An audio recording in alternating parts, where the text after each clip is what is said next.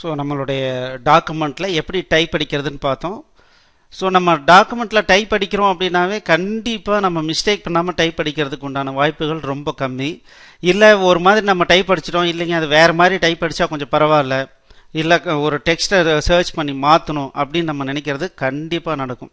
அதனால தான் இதை எடிட்டிங் டாக்குமெண்ட்டுன்னு சொல்லுவாங்க. எடிட்டிங் என்னாவே திரும்ப திரும்ப அது மாடிஃபிகேஷன் வந்துக்கிட்டே இருக்கும் அப்படின்னு அர்த்தம். ஸோ அந்த மாதிரி டைமில் எப்படி நம்ம இந்த டாக்குமெண்ட்டை யூஸ் பண்ண போகிறோம், எப்படி ஃபைண்ட் அண்ட் ரீப்ளேஸ் பண்ண போகிறோங்கிறத தான் இப்போ நம்ம பார்க்குறோம். இது ரொம்ப சிம்பிள். ஸோ நம்ம வேர்டுக்கு வருவோம். ஸோ இங்கே பாருங்கள், இந்த இடத்துல டேபில் எடிட்டிங் குரூப் இருக்குது. இந்த எடிட்டிங் குரூப்பை கிளிக் பண்ணோம்னா ஃபைண்ட் அண்ட் ஃபைண்ட் ரீப்ளேஸ்னு இருக்குது. இப்போ நம்ம ஃபைண்டு கிளிக் பண்ண உடனே பாருங்கள், இப்போ நான் ஃபைண்டு கிளிக் பண்ணுறேன். இங்கே பார்த்தீங்கன்னா நேவிகேஷன் இங்கே வருது. இப்போ எனக்கு 25 லீவ்ஸ் அப்படின்னு இருக்குது, அது எனக்கு 50 லீவ்ஸ்னு மாற்றணும். அதனால் என்ன பண்ணுறேன், 25 கொடுத்து டைப் அடிக்கும் போதே எங்கே இருக்குன்றது நமக்கு இங்கே டிஸ்பிளே வருது. இங்கே பாருங்கள், 25ங்கிறது இங்கே இருக்குன்றது எனக்கு தெரியுது. இதை நான் என்ன பண்ணலாம், 15 நான் மாற்றிக்கலாம். ஸோ இப்போ பாருங்கள், எனக்கு வேணுங்கிறத எப்படி ஃபைண்ட் அவுட் பண்ணி மாற்றினேன் அப்படிங்கிறத இப்போ பார்க்குறீங்க. அதே மாதிரி இப்போ பாருங்களேன், 636006ங்கிறத 636009 மாற்றணும்னு வச்சுக்கோங்க. இது ரெண்டு இடத்துல இருக்குது. ரெண்டு இடத்துலையும் எனக்கு ஒட்டுக்கா மாற்றணும்னா ஃபைண்ட் அண்ட் ரீப்ளேஸ், இந்த ரீப்ளேஸ்ன்றதை செலக்ட் பண்ணோன்னா எதை ஃபைண்ட் அவுட் பண்ணோம், ஃபைண்ட் வாட், என்ன ஃபைண்ட் பண்ணோம், 636006ங்கிறத ஃபைண்ட் பண்ணி அது இருக்கிற இடத்துலலாம் 636009ன்னு ரீப்ளேஸ் பண்ணணும்னு வச்சுக்கோங்களேன். இப்போ பார்த்தீங்கன்னா நான் ரீப்ளேஸ் கொடுக்குறேன். இங்கே பாருங்கள், ஃபைண்ட் பண்ணி நிற்கிது. நான் இப்போ என்ன பண்ணுறேன், ரீப்ளேஸ்ன்னு கொடுக்குறேன். பாருங்கள், ரீப்ளேஸ் ஆகிடுச்சு. இதுக்கு அடுத்தது எங்கே இருக்குன்றது இங்கே ஹைலைட் பண்ணி காக்குது. நான் இங்கே ரீப்ளேஸ்ன்னு கொடுக்கலாம். வேர்ட் ஃபினிஷ்ட் அப்படின்னா இதுக்கு மேலே அது இல்லைன்னு அர்த்தம்.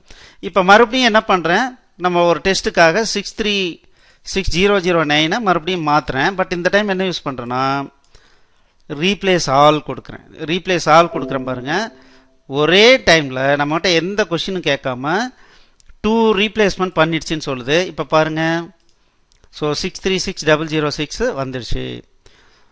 ஸோ இதுதான் இந்த ரிப்பனுடைய டேபில் இருக்கிற குரூப்னுடைய அட்வான்டேஜ். எனக்கு எடிட்டிங் பண்ணணுன்ற ஆப்ஷன் தெரிஞ்சதுன்னா நான் இங்கே போயிட்டு ஃபைண்டு ரீப்ளேஸ் யூஸ் பண்ணி ஃபைண்ட் பண்ணிக்கலாம், ரீப்ளேஸ் பண்ணிக்கலாம், என்ன வேணாலும் நம்ம பண்ணிக்கலாம். சரிங்களா? ஸோ இப்போது நீங்கள் என்ன பண்ணுறீங்கன்னா இந்த டாக்குமெண்ட்டை ஓப்பன் பண்ணி சும்மா ஏதாவது ஒரு வேர்டை செக் பண்ணுங்கள், ஃபைண்ட் பண்ணுங்க. இப்போ பாருங்களேன், நான் செக் அப்படிங்கிற வார்த்தை எங்கே இருக்குன்னு தெரியல. அதனால் நான் என்ன பண்ணுறேன், ஃபைண்ட் பண்ணுறேன். நான் இங்கே போயிட்டு இதில் போயிட்டு ஃபைண்டு கொடுத்துட்டு CHEQUE இங்கே பாருங்கள், ரெண்டு இடத்துல செக்குன்னு இருக்குது. உடனே அது ஐடென்டிஃபை பண்ணி கொடுக்குது, எங்கே இருக்குன்றத ஐடென்டிஃபை பண்ணி நமக்கு கொடுக்குது. இங்கே பாருங்கள், எங்கே அப்படின்றத ஐடென்டிஃபை பண்ணி கொடுக்குது.